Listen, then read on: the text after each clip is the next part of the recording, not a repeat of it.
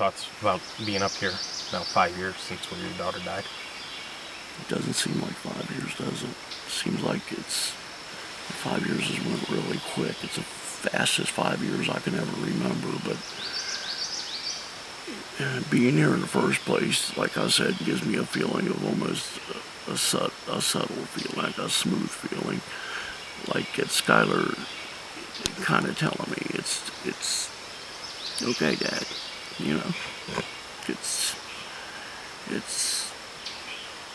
almost like it's a place where she wants us to come. Just tell me a little bit about Skylar.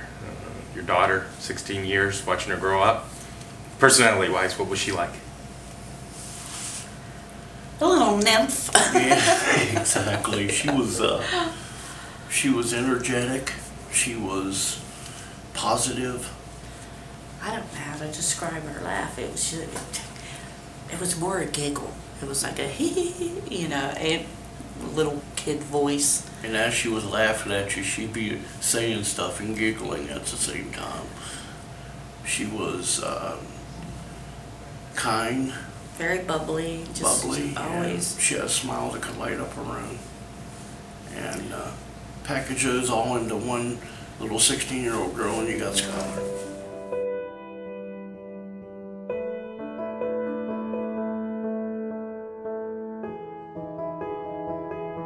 It was by far the saddest, most emotional case I've ever worked. It affected everybody that worked on it. And of all the crimes that I've seen in 30 years, I've never seen anything decimate a family the way that this did Dave and Mary. And my heart goes out to them every day. Every time I see, especially I see David a lot. And my heart just goes out to him. I don't know how a parent can cope with that sort of loss and the circumstances surrounding that loss. How much do you miss her? Oh, God. There are no words to even describe it. It's horrible. Every day. And it's a feeling I never, ever wish on anybody. There's no words to even describe it. It's just horrible. July 7th, you guys discovered she was in her room. What do you remember about that initial, either find or that initial day? In the beginning, I really thought she was out with some friends somewhere. So it really didn't hit me at that point until I got home, and then Sheila called and says, I have to tell you something. I have to tell you the truth. And now that's when it hit. That's when panic struck. Because I was sure, you know, if they had actually dropped her down, and I believed it. I believe they dropped her down the street. We had no reason not to believe it. So I was positive somebody had abducted her. I could have, well, I did. I swore to everybody that's what happened. We were ready to drag them on the river and everything. It was very, very difficult for all the investigators involved because these people lived that case every day. My own officer came in on her own time. She rode four-wheelers all over the western end of the county on her own time, looking for any possible indication of people being in certain spots. And it went on, chasing down every lead, talking to every friend that they could talk to, talking to any acquaintance, just trying to get a grasp on what had happened. What do you remember just about not knowing exactly where your daughter was months after she went missing? That was pure hell. It's kind of hell I wouldn't wish my worst enemy to go through. It's so helpless, so questions. I mean, why don't you come home? Why aren't you coming home? We knew one thing for sure. She was being either held against her will or she was gone, because she would have come home. I mean, she had no reason to ever run away. She was happy. She was a very happy child. And we knew she wouldn't stay away on purpose. And Mary looked at me one day and said, Dave, what if she doesn't come home? And I chewed her out royally. I said, don't you ever say that again. I said, she's coming back. Well, she said she felt it. And I kind of did too, but we wouldn't admit it to each other. And Lulu, poor Lulu, laid at the foot of our door, didn't she? And whined and cried. We worried more about how her friends, mostly her friend, how they were going to get along, because they were just so devastated. And, you know, we're trying to figure out how can we help them through that. Good Lord. Played us for fools, didn't they? Yeah, we should have been more worried about ourselves. I even told them I loved them, and we did. We loved that girl like a daughter, especially the first one. Starts with an S. She didn't even knock on our door when she came over. She was like our kid. You know, she was there, or Skylar was at her house, or she was there. And it was never, you know, you'd see one with the other, and they never split up. And I remember so many times Tara would pick her up, her mother would pick her up, and she'd look at Mary and say, we have our hands full with these two. And I had no clue. No, I'd just laugh and say, yeah, we probably will. But she knew. When you look back now, what do you think, or what would you say to those girls who knew what they did, but still grieved with you and returned to a normal life? I think how two-faced you can be, and how sick in the head you can be to walk up to grieving parents who are crying their eyes out and hug them and tell them it'll be okay. And in my mind, my opinion, again, that shows the depth of their mental illness. You know, they were trying so hard to cover it up, and they did a good job. They really did.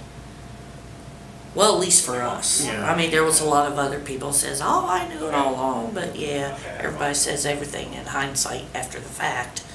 So, yeah, I don't know. But yeah, to us, they did an excellent job of covering it. These young ladies were 16 years old, and they planned and calculated and carried out a cold-blooded murder for no real logical reason. Initially, they were very good. They kept their stories together. They'd rehearsed their story. They knew their story, and they supported each other.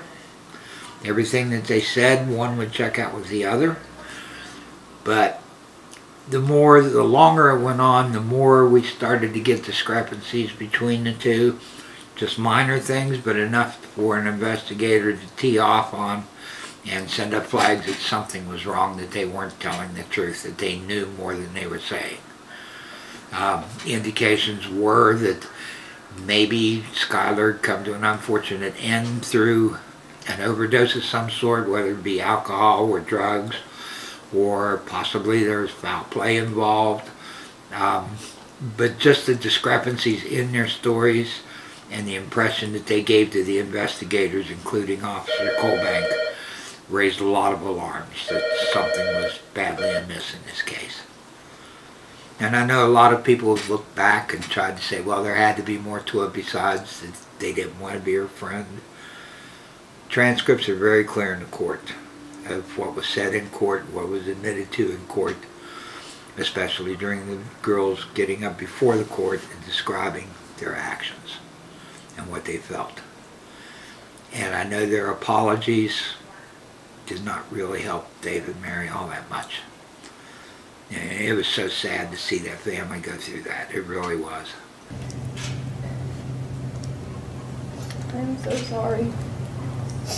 I don't know if there's a proper way to make this apology, because there are not even words to describe the guilt and remorse that I feel each day for what I've done. The person that did that was not the real me, not the person I am, not what I'm made of, and not what I believe in. I don't think I ever thought that this would actually happen. I became scared and caught up in something that I did not want to do. I never realized the gravity of my actions and how many people I've hurt. I hurt the Neese family and those who love Skylar. I hurt my parents and shamed my family. I hurt my extended family and all of my friends who loved me. I hurt my teachers and those who believed in me. I hurt my church family, my community, and those who trusted me. And I hurt my Lord and Savior, Jesus Christ. May God bring eternal peace to Skylar and the entire Neese family.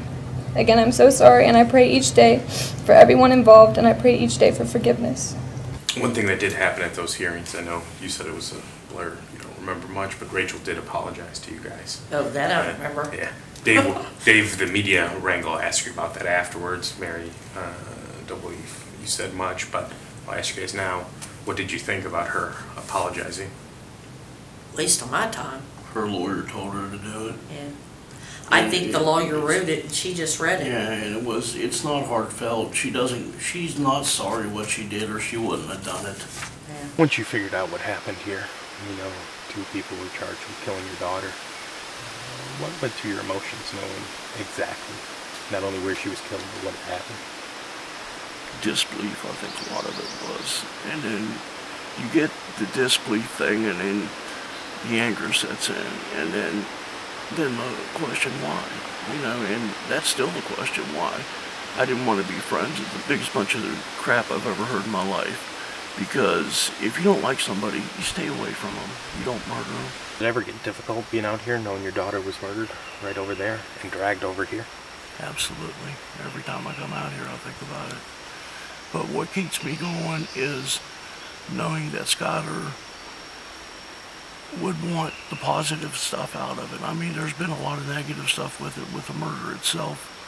And, you know, so many lives change, and the girls losing their lives and Skylar losing hers. But at the end of the day, you got to think, you got to try to find the good in stuff. And at least I try to. And you want to look at the best possible scenario and what you think Skylar would have wanted you to do.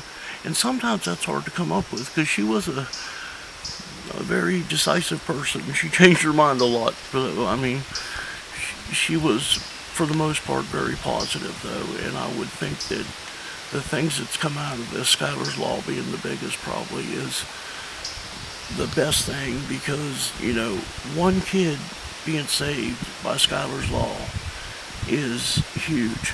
And if one kid can get saved, and we pass it through the United States and get it going through there, then 50 kids get saved, and it just keeps rolling from there. The way it was before, they had to wait, what, so many hours? 48 hours, I Yeah. think, something crazy, yeah. Unless somebody actually witnessed it and saw it before they could call an Amber Alert. And I'll have to look the law up, because I need to know it. And now it just makes it so a state cop or somebody of equal high law enforcement can go in, look around and say, this isn't right, something's wrong, and they can call an Amber Alert. Before, it took so much, you know. And in Skylar's case, you know, we had nothing was missing that a young girl who ran away would take with them.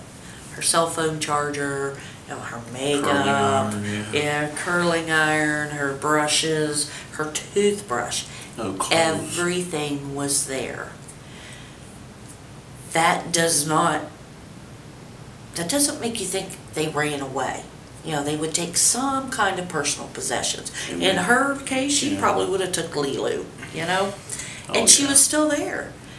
But yet, the police said, oh, she's a runaway. She has to be gone, whatever that amount of hours was. And they wouldn't even consider that something else might have happened. Yeah. In Skylar's case, in the end, it wouldn't have mattered. But what if it was a different scenario, that she had been abducted? Those are precious hours gone. Absolutely. So that's, you know, we felt that was just too much. We've got so much support throughout the world, from Africa, China, Japan, everywhere.